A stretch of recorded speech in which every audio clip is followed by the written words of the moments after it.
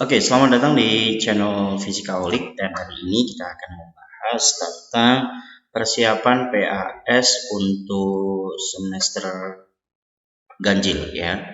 Jadi di sini kita akan membahas beberapa materi yang sudah saya siapkan. Semoga nanti bisa membantu kalian memahami materi untuk ujian PAS kali ini. Oke, yang pertama kita punya soal. Jadi yang pertama di sini kita punya soal 3 buah resistor masing-masing besarnya 3 ohm, 4 ohm, dan 6 ohm. Dihubungkan paralel, lalu keduanya dihubungkan dengan baterai dengan GGL 8 volt. Dan hambatan dalamnya 2/3 ohm. Berapakah tegangan jepit rangkaian? Jadi kalau kita mau mencari tegangan jepit ya, jadi di mana nanti tegangan jepit, V jepit ya, itu nilainya adalah sama dengan I dikalikan dengan R total. Nah, di sini karena ada 3 buah resistor yang dihubungkan dengan paralel, maka cari dulu R totalnya. R paralel karena kita menggunakan KPK itu lebih cepat ya.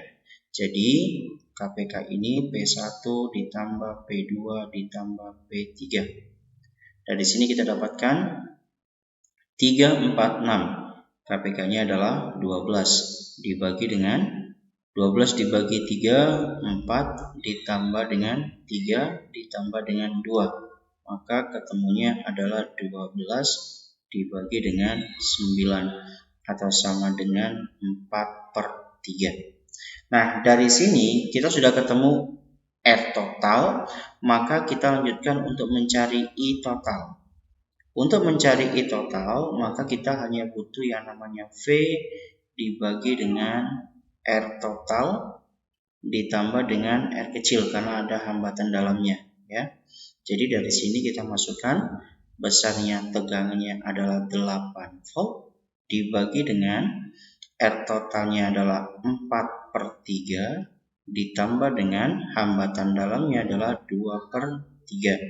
Maka ketemunya adalah 8 dibagi dengan 2 tambah 4, 6 ya kan. Jadi ketemunya nanti adalah 6/3 sama dengan 2, sehingga ketemu 8/2 sama dengan 4 ampere.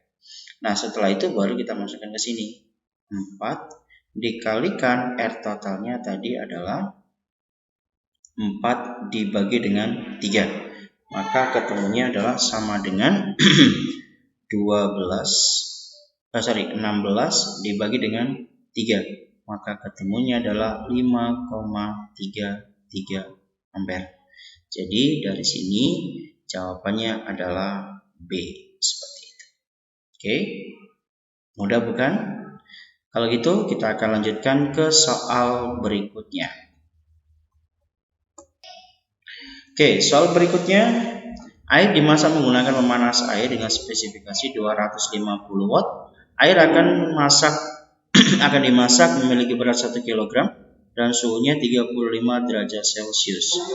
Apabila air memiliki kalori jenis 4200, maka hitunglah waktu yang dibutuhkan untuk sampai suhu air mencapai 110 derajat Celcius. Nah, di sini kita bisa melihat bahwa ada perubahan energi di mana energi listrik akan dirubah menjadi energi kalor. Nah, dari sini energi listrik karena di sini dia menggunakan watt ya, dan kita disuruh mencari waktu ya, maka kita menggunakan rumusan P dikalikan dengan T sama dengan rumusan kalor adalah M kalikan C kalikan delta T, seperti ini. Nah, dari sini ketemulah T ya, di mana masanya 1 kg, kalori jenisnya adalah 4200, delta T-nya 110 dengan 35. Berarti ketemunya adalah 70. Oke, jadi delta T-nya adalah 75 dibagi dengan dayanya adalah 250 watt. Nah, dari sini nolnya kita coret, 75 dengan 25 adalah 3. maka ketemunya adalah 42 dikalikan dengan 3 itu adalah 126. Tapi ini kan satuannya dalam menit ya. Satuannya dalam menit, maka kita biarkan aja di sini 42 kalikan 3 masuk kita jadikan menit, berarti dibagi dengan 60 menit atau 60 detik. Nah, nanti dari sini ini sama ini berarti ketemunya adalah 20 ya.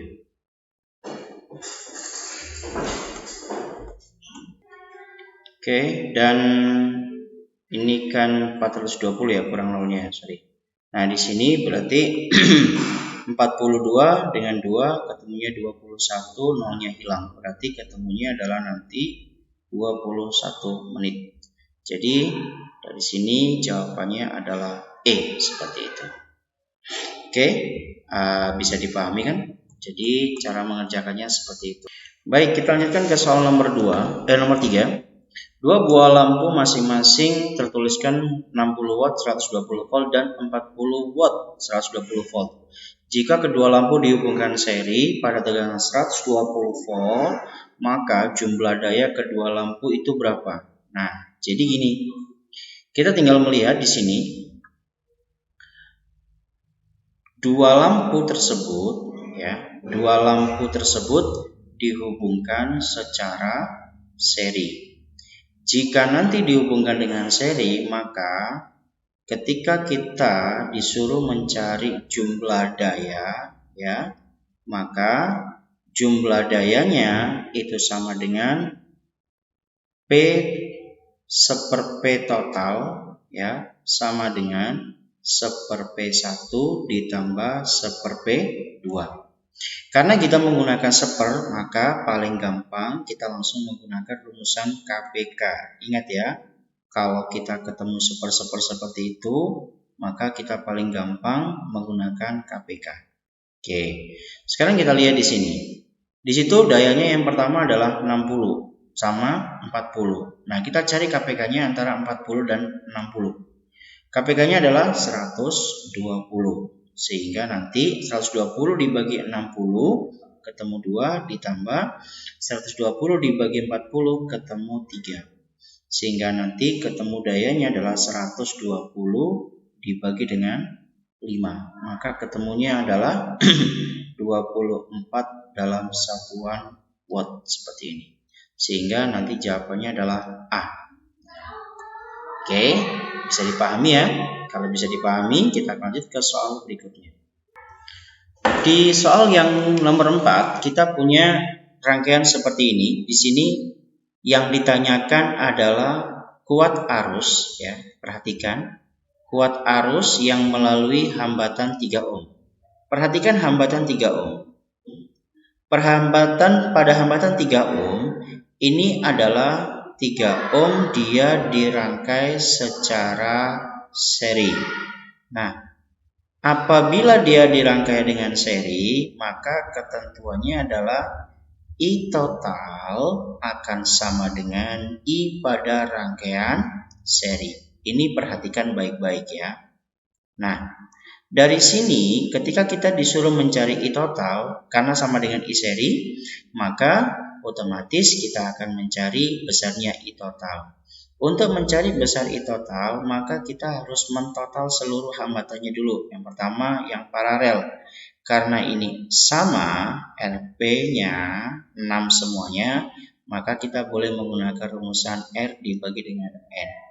6 dibagi dengan 3, maka ketemunya 2 ohm.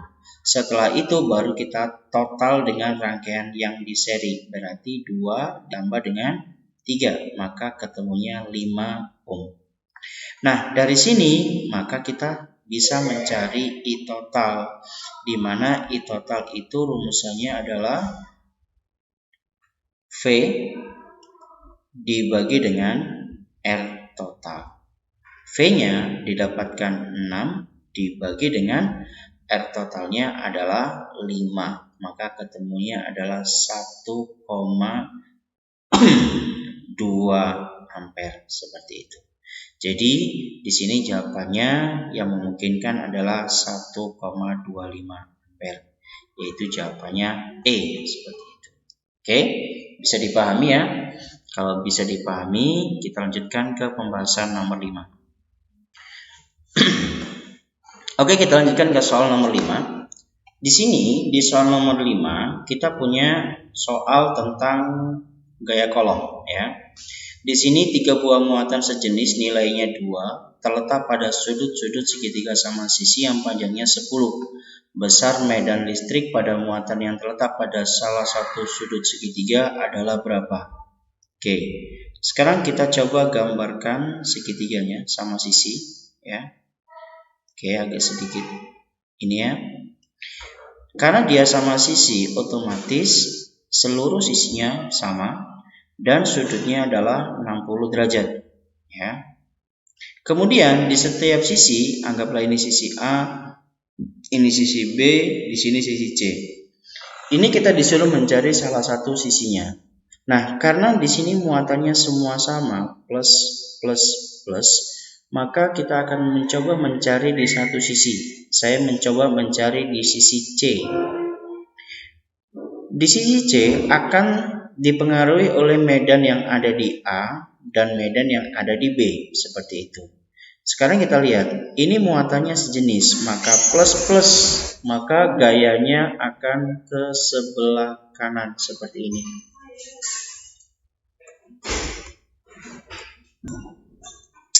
Kemudian di sini adalah merupakan gaya FC oleh A, seperti itu. Kemudian di sini antara B dengan C, gayanya ke bawah sini. Nanti ini adalah FC oleh B. Dan di sini sudutnya akan sama dengan sudut depannya, yaitu 60 derajat. Nah, dari sini kita kembali ke rumusan gaya kolom. Gaya kolom dirumuskan F kolom sama dengan K kalikan Q1 dikalikan dengan Q2 dibagi dengan R kuadrat. Maka dari sini ketika dia nilainya sama, maka otomatis kita lihat K Q dibagi R kuadrat. Maka kalau di sini otomatis ketika FCA ini berarti QA QC, kemudian FCB QC QB nilainya akan sama karena dia muatannya semuanya sama ya 2, jaraknya pun juga sama. Maka dari sini bisa kita ambil kesimpulan bahwa FCA akan sama dengan nilainya FCB. Kita misalkan aja F kalau sama. Kenapa? Ketika kita sama, kita misalkan F, ini akan mempermudah kita dalam menyelesaikan resultannya. Nah, karena dia mempunyai sudut 60 derajat, maka resultannya adalah akar, ini ya. FCA kuadrat ditambah FCB kuadrat ditambah 2 kalikan FCA dikalikan FCB dikalikan dengan cos theta. Seperti ini. Maka didapatkan akar ini F kuadrat ditambah F kuadrat ditambah 2 F kuadrat cos 60 adalah setengah. Nah, dari sini ini habis. Maka dari sini hasil dari ini adalah FFF 3F kuadrat. Maka F-nya kita keluarin, akar 3-nya tetap di dalam. Nah, berarti gaya yang dialami oleh salah satu muatan adalah F akar 3. Sekarang tinggal baru kita cari berapa nilai F-nya dengan menggunakan rumusan yang ini ya. Nilainya adalah K 9 kalikan 10 pangkat 9 Q1 Q2 2 mikrokolom min 6 2 kalikan 10 pangkat min 6 dibagi dengan jaraknya 10 cm jadikan meter 10 pangkat min 1 dikuadratin 10 pangkat min 2. Nah dari sini kita bisa lihat min 2 kalau saya pindah ke atas, maka dia akan jadi positif 2. 9 kalikan 2, kalikan 2 lagi. Maka ketemunya adalah 36 dikalikan 10 pangkat min 1 satuannya Newton. Sehingga dari sini didapatkan resultannya sebesar 3,6 akar 3 Newton. Seperti itu. Jadi nanti yang perlu diperhatikan adalah kemana arah gaya dari resultan antara C dengan A, C dengan B. Sehingga nanti kita bisa menemukan rumusan untuk vektorisasinya. Oke? Semoga kalian paham. Kita lanjutkan ke soal nomor 6 sekarang. Muatan listrik A dan B terpisah sejauh R pada gambar berikut. Lihat gambar, QA-nya min 18, QB-nya 8, kemudian jaraknya 10 cm. Yang ditanyakan di manakah muatan yang harus diletakkan agar medan listrik dan gayanya berharga 0. Ingat, kalau ada soal seperti ini rumusannya mudah sekali, tinggal kali rumusan XA sama dengan akar QA dibagi dengan akar QA plus minus akar QB dikalikan jarak antara A dengan B. Nah, sekarang perhatikan. Jika muatannya berbeda jenis ya, maka nanti menggunakan minus. QA berarti 18. Min 18, minnya nggak usah dimasukin. Akar 18 itu berarti sama dengan akar gini ya, 9 kalikan 2 dibagi dengan akar 9 kalikan 2 dikurangi akar 4 kalikan 2 dikalikan dengan 10. Kenapa ini min? Karena ini muatannya berbeda. Dari sini didapatkan akar 9 3, akar 2-nya tetap, dibagi dengan 3 akar 2 min 2 akar 2 dikalikan dengan 10. Sehingga dari sini min 2-nya bisa kita habiskan karena semuanya punya ya. 3 dikurangi 2 1. Berarti 3 kalikan 10 ketemunya 30 cm. Nah, kalau di sini nilainya plus, jika X-nya itu bernilai plus, maka di sebelah kanan A. Berarti kalau kita lihat di sini adalah 10, maka titiknya itu di sini. Berarti ini ke sini 10 tambah 20. Ketemunya berapa? 30. Berarti opsi yang memungkinkan adalah 20 cm di kanan B. Seperti itu. Oke? Dan ini diingat ya. Untuk mencari letak medan atau letak gaya yang berharga 0. Kita menggunakan rumusan ini. Itu lebih cepat. Oke. Kita akan lanjutkan ke soal berikutnya. Soal nomor 7, di sini ada soal titik A berjarak 10 meter, 10 cm dari muatan Q, mempunyai kuat medan listrik sebesar 180 Newton per kolom. Kuat medan listrik B yang berjarak 15 cm dari muatan Q adalah sama dengan berapa? Nah, di sini kan berarti perbandingan jarak aja itu, ya. Jadi kalau hanya perbandingan jarak, maka kalian cukup menggunakan persamaan ini aja bahwa E itu adalah K kalikan Q dibagi dengan R kuadrat. Artinya di sini E dengan R itu dia berbanding terbalik ya. E sama dengan 1 per R kuadrat. Maka ketika kita disuruh mencari E2, kita bandingkan aja dengan E1, nilainya R berbanding terbalik. Berarti yang atas R1 kuadrat, yang bawah R2 kuadrat. Dari sini kita dapatkan nilainya bahwa nilai dari E2 sama dengan R1. Ketemunya 10 ya.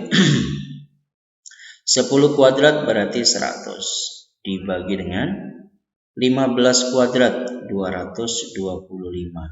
Dikalikan E1-nya ke atas. E1-nya adalah 180 Newton. Ya. Sehingga nanti didapatkan kalau ini dibagi 25 ketemu 4. Kalau ini dibagi 25 ketemu 9. Ini dengan ini ketemu 20. Maka ketemu E2-nya sama dengan 80 Newton per kolom. Sehingga opsinya adalah B. Seperti itu. Oke. Mudah ya? Yuk kita lanjut ke soal berikutnya. Di soal berikutnya, di situ dikatakan suatu kapasitor keping kapasitas C mempunyai permeabilitas ruang hampa E0. Luas penampangnya A dan jarak antar kepingnya D. Jika luas penampang kapasitor ditambah menjadi 4 kalinya, jarak antar kepingnya dijadikan 2D, permeabilitas ruang hampanya menjadi 5 kali, maka kapasitas keping sejajar tersebut berubah menjadi berapa? Sekarang kita masuk ke rumusannya dulu, biar lebih enak. Rumusan kapasitor keping sejajar itu kan dirumuskan C sama dengan E0 dikalikan dengan A dibagi dengan D, ya. Nah, dari rumusan ini adik-adik tinggal lihat, ya. C berbanding lurus dengan E berbanding lurus dengan A berbanding terbalik dengan D. Maka ketika membuat perbandingan caranya seperti ini. C2 kita bandingkan dengan C1 sama dengan yang pertama E-nya dulu. E-nya kan berbanding lurus, ya. Kemudian apanya lagi? A-nya berbanding lurus. Ini A2, ini A1 dan terakhir D-nya. D-nya berbanding terbalik seperti ini. Setelah itu baru enak kita masukkan. Berarti nilai C2 sama dengan E2-nya 5, E1-nya 1, A2-nya adalah 4 kalinya dibagi 1, D1-nya D1 berarti ya, D2-nya menjadi 2D, berarti 2. Dari sini 5, bukan 5 ya, tapi 4-nya yang kita pindah. Jadi ini ada 2, kemudian C1-nya pindah ke sini dulu. Nah, kemudian di sini 4 dengan 2 tinggal 2. 2 dikalikan 5 maka ketemunya 10C. Sehingga jawabannya adalah do, seperti itu. Oke. Baik, kita akan lanjut ke soal berikutnya. Oke, di soal berikutnya di soal nomor 9 di sini ada kawat lurus dialiri arus listrik sebesar 10 ampere dari barat ke timur. Tentukan besar induksi di titik P yang berada tepat di bawah kawat tersebut. Nah, kalau kita lihat kawat tersebut berarti logikanya gini ya. Dia dari ini timur, kemudian ini ke barat. Arusnya ke sini. Ini adalah I. Sedangkan titik P berada di sini. Ini titik P. Dan jaraknya adalah 10 cm. Maka kita menentukan besarnya B berapa? B di titik P. Karena dia kawat lurus, rumusannya adalah mu0 dikalikan I dibagi 2Pi kalikan dengan A. Berarti tinggal kita masukkan ya. mu0-nya adalah 4Pi kalikan 10 pangkat min 7.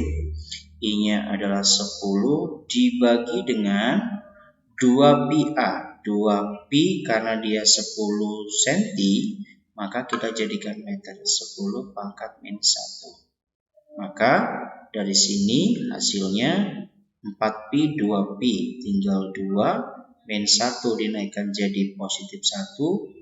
Ini 2, ini 5. Berarti 10 pangkat min 5 satuannya adalah Tesla. Sehingga jawabannya adalah A. 2 kalikan 10 pangkat min 5 Tesla. Oke, mudah ya. Yuk kita lanjut ke soal berikutnya. Oke, soal nomor 10 sekarang.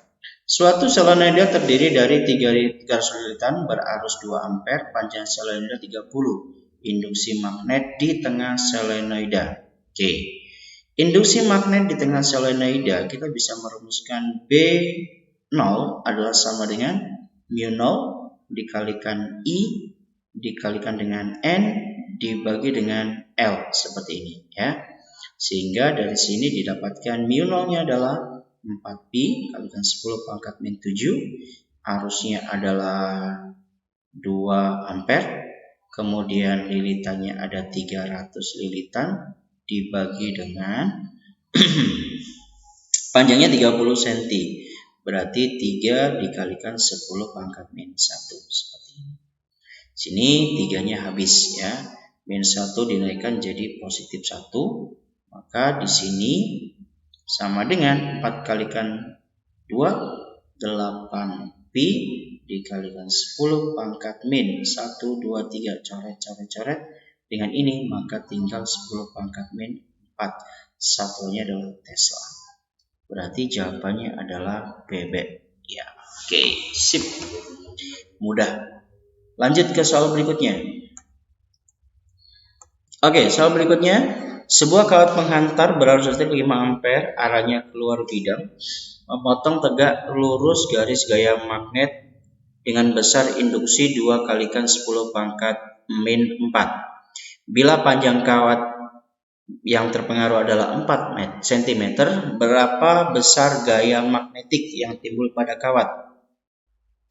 Gaya magnetik seringkali kita sebut sebagai gaya Lorentz, ya. Berarti besar gaya Lorentz-nya FL sama dengan, karena ini ada B, ada I, ada L, maka kita pakai rumusan B, I, L. Nah, tinggal kita masukkan B-nya 2 kalikan 10 pangkat min 4, kemudian I-nya adalah 5 ampere, kemudian L-nya 4 cm 10 pangkat min 2. Dari sini maka 5 kalikan 2 itu 10 dikalikan 4 berarti 40 dikalikan 10 pangkat min 6 atau sama dengan 4 dikalikan 10 pangkat min 5 Tesla, seperti ini. Berarti yang memungkinkan adalah opsi C, ya. 4 kalikan 10 pangkat min 5 Newton. Oke. Yuk kita lanjut ke soal berikutnya. Soal nomor 12. Sebuah elektron berkecepatan 2 kalikan 10 pangkat 7 masuk ke dalam medan magnet induksi yang medan magnetnya adalah 1,5 dengan sudut 60 derajat terhadap garis medan. Besar gaya magnetik yang dialami elektron adalah, kalau nanti ada yang namanya kecepatan V, kemudian ada B, ada Q, ada sudut, maka rumusan yang digunakan untuk mencari gaya Lorentz adalah menggunakan rumusan B kalikan Q kalikan V dikalikan dengan cos theta, seperti ini. Sehingga nanti didapatkan nilainya adalah B-nya itu 1,5 atau 3/2, kemudian dikalikan dengan Q-nya 1,6. Berarti 1,6 dikalikan 10 pangkat min 19, kecepatannya adalah 2 kalikan 10 pangkat 7, cos 60 adalah setengah, seperti ini.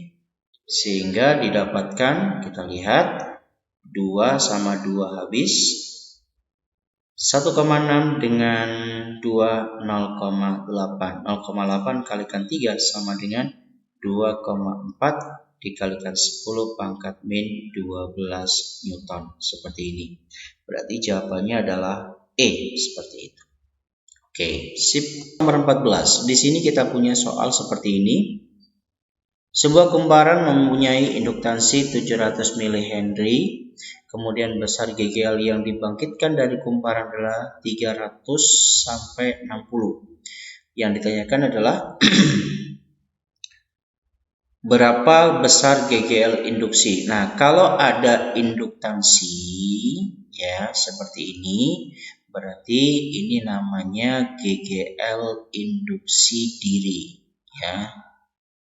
Nah, GGL induktansi diri dia mempunyai rumusan seperti ini. GGL induksi diri sama dengan min L dikalikan dengan delta I dibagi dengan delta T, seperti ini.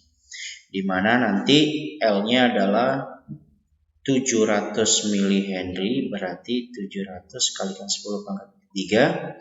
Delta I-nya berarti ketemunya 240 mili 10 pangkat min 3. Kemudian dibagi dengan ininya adalah 2 kalikan 10 pangkat min 2, seperti ini.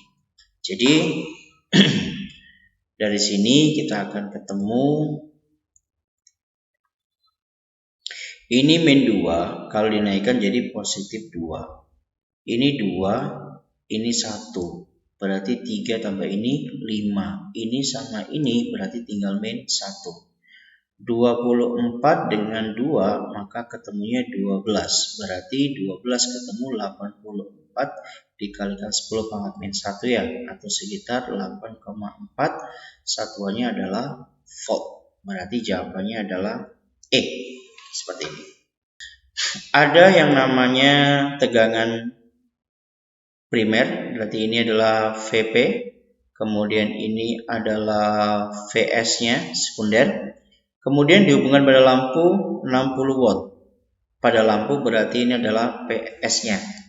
Kita disuruh mencari adalah kuat arus primer. Berarti kita disuruh mencari berapa besar IP. Kalau ada efisiensi, maka pastikan rumusan ini yang digunakan. Efisiensi sama dengan daya sekunder dibagi daya primer. Nah, nanti dari sini efisiensinya karena 75% berarti 3/4. Sama dengan daya sekundernya sudah ketemu 60 watt.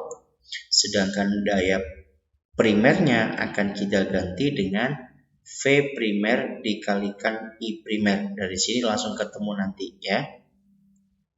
Sekarang kita tuliskan ulang. 3/4 sama dengan 60 dibagi dengan VP-nya itu ketemunya 20 dikalikan dengan IP. Nah, dari sini kita akan dapatkan 20 dengan 60 ketemu 3, 3 dengan 3 habis. Sehingga besar IP sama dengan 4 watt seperti itu. Berarti jawabannya adalah C. Oke. Sekarang kita lanjutkan ke soal nomor selanjutnya. Disebutkan bahwa sebuah sumber arus mempunyai frekuensi sudut 100 radian per sekon. Arus maksimumnya adalah 10 mA.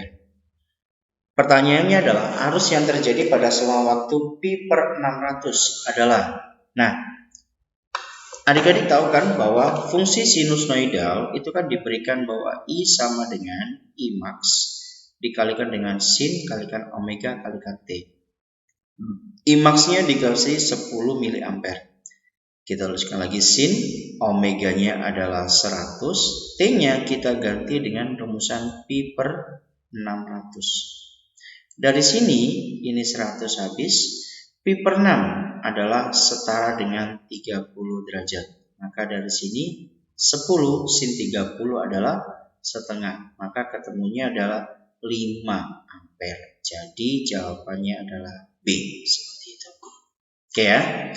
Baik, lanjut ke soal berikutnya. Kita akan masuk ke soal berikutnya. Di soal berikutnya kita punya soal seperti ini. Sebuah hambatan 50 ohm dihubungkan pada sumber tegangan AC yang memenuhi persamaan V sama dengan 200 sin 200 T. Kuat arus yang mengalir pada rangkaian tersebut adalah. Di sini untuk mencari I, karena dia hanya pakai R saja, maka rumusannya adalah V max dibagi dengan R. Ini ketemu I max ya.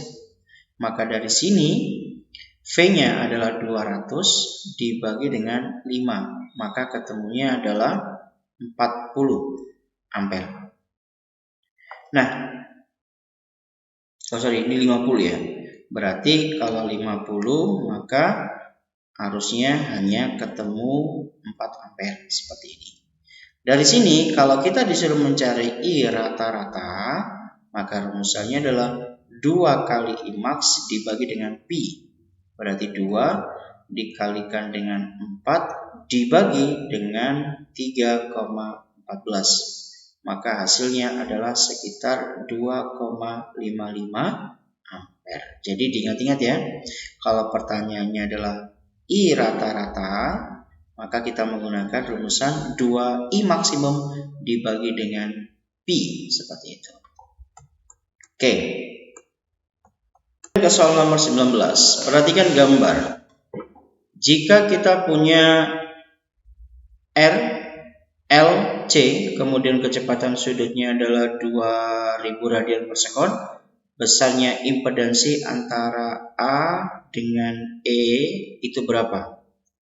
Jadi pada dasarnya gini, kalau nanti kalian lihat ada rangkaian RLC lengkap, R, L, C, maka kalian bisa menggunakan teorema Pythagoras seperti ini. Dan ini biasanya cocok ya. Patokannya adalah R. Berapa nilai R? Misalkan R itu adalah di sini ketemunya 2000 ya. 2000 kalau kita ngomong Pythagoras, ini kan bisa 4, bisa 3, bisa 5. Ini adalah tempatnya Z. Atau ini 3, ini 4. Sekarang kalau kita lihat 2000, berarti kan dia kelipatan apa? Kelipatan 4. Dikalikan berapa? 4 dikalikan 5, kalau ini berarti dikalikan 500 ya. Maka Z-nya pun nanti akan kita kalikan berapa? 500. Berarti 5 dikalikan 500, maka Z-nya adalah 5 dikalikan 500. Maka ketemunya adalah 2500 ohm. Sehingga nanti jawabannya adalah B, seperti itu. Mudah bukan? Jadi itu berlaku hanya ketika kalian melihat rangkaian RLC lengkap ya, baru boleh digunakan teorema seperti ini. Sekarang kita lanjutkan ke soal nomor 22. Sebuah radar mendeteksi suatu benda dan sinyal dipancarkan kembali oleh radar ditangkap membutuhkan waktu 0,2 sekon. Ya, ini berarti waktu pantul ya. Maka berapa jaraknya? Nah, untuk mencari jarak, maka kita hanya butuh rumusan V kalikan T dibagi 2. Maka sama dengan V-nya adalah kita pakai kecepatan cahaya 3 kalikan 10 pangkat 8. T-nya 0,2 dibagi dengan 2. Dari sini 2-nya habis, ini tinggal 7. Maka ketemunya 3 dikalikan 10 pangkat 7, satuannya adalah meter. Maka jawabannya adalah 30.000 km. Seperti itu. Oke. Lanjut ke soal berikutnya. 5. Perhatikan rangkaian tertutup di bawah ini. Nah, perhatikan ya. Di sini ada R1, ada R2, ada R3, 9 volt sama 3 volt. Sehingga kalau nanti kita membuat loop, maka caranya gini. Kalau satu kotak, maka perhatikan yang paling besar sumber tegangannya 9. Maka arah loopnya akan mengikuti arus pada 9. Berarti arusnya akan ke sini ya. Maka arah loopnya akan searah dengan ini. Maka kita tinggal masukkan ke rumusan hukum Kirchhoff yang kedua. Sigma E ditambah sigma IR sama dengan 0. Dan ingat, kalau kita menggunakan hukum Kirchhoff yang kedua, jika satu kotak, maka I-nya akan selalu positif. Sekarang kita berangkat dari sini ya. Ketemu pertama plus 3. Jalan lagi ketemu min 9. Kutub min maksudnya. Plus I, karena dia satu kotak, maka R-nya diseri semuanya. Maka jumlahin 12 sama dengan 0.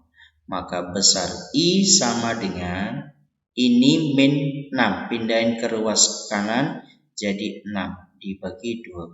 Maka I-nya ketemu setengah ampere. Jadi itu kalau satu kotak ya, sederhana bukan? Kita lanjutkan ke soal nomor 26. Di sini kita disuruh menghitung gaya pada muatan min 10 di tengah-tengah. Ini plus, ini min, ini plus. Kita lihat interaksi antara gaya. Ingat, kalau gayanya itu tarik-menarik jika muatannya berbeda. Berarti kalau ini saya anggap A, ini saya anggap B, ini saya anggap C, maka antara B dengan A gayanya akan ke kiri. Ini namanya FBA. Antara B dengan C akan ke kanan, maka ini namanya FBC. Dari sini maka gaya yang dialami oleh B adalah gaya yang ke kanan FBC dikurangi gaya yang ke kiri. Karena gaya kolom itu rumusannya adalah kakiku remuk-remuk, di sini R-nya sama, ya kan? Kalau BC berarti B sama C. Kalau yang kedua ini adalah BA ya.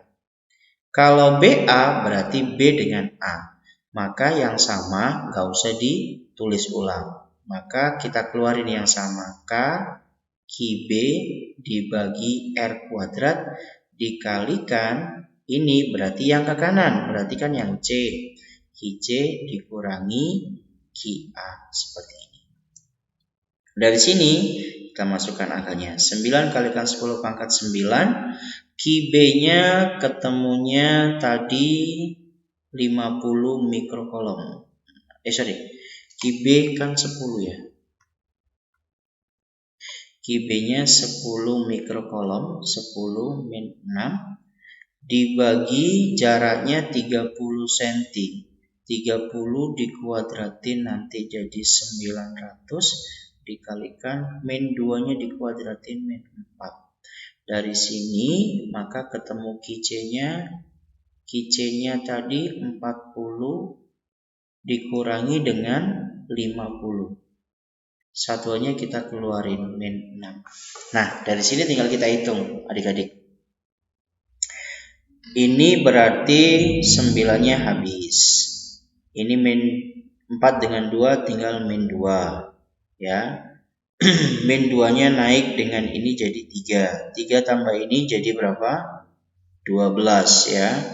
12 dengan ini habis. 40 dikurangi 50 berarti ketemunya adalah min 10 ya. Berarti nanti gayanya yang dialami adalah 90 Newton seperti itu. Oke, jadi diingat-ingat kemana arah gayanya. Oke, sekarang kita lanjutkan ke soal berikutnya. Soal nomor 27. Perhatikan dua penghantar yang delay arus. Tentukan medan induksi di titik P. Titik P di mana? Di sini. Oke. Ini ke atas, aturan tangan kanan, ibu jari adalah arus, B adalah 4 jari yang dilengkungkan. Maka di sini akan cross ya. Sedangkan ini di sini akan dot. Maka medan yang dialami titik P adalah B yang masuk dikurangi B yang keluar. Oke, karena ini BA, maka rumusannya B oleh kawat lurus adalah mu 0 I dibagi dengan 2 pi A. Oke, berarti yang sama kita keluarin. Mu 0 sama, I-nya sama, 2 pi-nya sama. Yang beda hanya A. Berarti di sini 1 per AA dikurangi, yang masukkan A ya, 1/AB. Dari sini kita masukkan mu 0 berarti 4 pi dikalikan 10 pangkat min 7. I-nya ketemunya 2 ampere dibagi dengan 2 pi dikalikan dengan 1. Ini 2 meter dikurangi 1/4. Oke, sekarang kita lakukan. Ini kita samakan jadi 4, berarti ini 2. Ini tetap 1, jadi ini nanti hasilnya adalah 1/4 ya. 4 dengan 4 habis, pi dengan pi habis, 2 dengan 2 habis. Maka ketemunya adalah 10 pangkat min 7. Seperti ini ya. Oke. Dari sini kita lanjutkan ke soal berikutnya. Hari ini kita lihat di sini ada perbandingan jumlah lilitan kawat yaitu 1 dan 4. Kemudian tegangan dan kuat arus masuk. Kalau masuk berarti yang ini sama ini dua-duanya adalah primer karena dia masuk. Kemudian jika daya rata-rata yang hilang adalah 4W, maka tegangan keluarannya 40 volt, hitung arus keluarannya. Kalau kita mencari P hilang, itu kan sama dengan daya primer dikurangi daya sekunder. Maka dari daya sekunder barulah kita bisa mencari arus keluarannya. Berarti sekarang kita cari daya primer dulu. Daya primer, V primer dikalikan I primer. Nah, berarti kan ini kan semuanya primer ya. 10 dikalikan 2, maka ketemunya 20. Dari sini P sekunder sama dengan P primer dikurangi P yang hilang. Maka ketemunya P primernya 20 dikurangi 4. Maka ketemunya 16 watt. Dari sini barulah kita bisa mencari arus keluaran. Yaitu PS sama dengan VS dikalikan IS. Ini harusnya IS ya. IS. Oke. Maka PS-nya adalah 16 ya. Ini 16 sama dengan VS-nya 40 dikalikan dengan IS seperti itu. Maka dari sini besarnya IS sama dengan 16 dibagi 40. Kalau sama-sama kita bagi 4, ini berarti 4/10. Ketemunya 0,4 ampere. Sip. Oke, soal yang terakhir kita bahas biar semuanya tuntas. Sebuah pemancar radio berfrekuensi 150 MHz. Hitung panjang gelombang radio tersebut. Nah, kalau kita lihat di sini, ingat ya, rumusan V sama dengan lambda dikalikan dengan F. Maka kalau kita mencari lambda, ya, maka kalau kita disuruh mencari lambda sama dengan apa? V dibagi dengan F.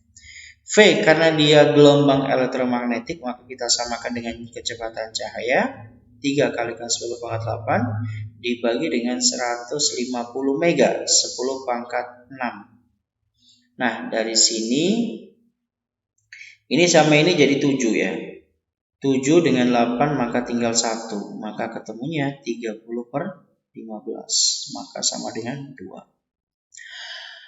Oke, ada di semuanya. Tuntas sudah saya bahas materi PAS kalian. Semoga bisa bermanfaat dan ujiannya bisa lancar setelah melihat persiapan PAS hari ini. Oke, sampai jumpa lagi di video berikutnya. Terima kasih, sampai jumpa dan jangan lupa subscribe. Oke, sampai jumpa lagi.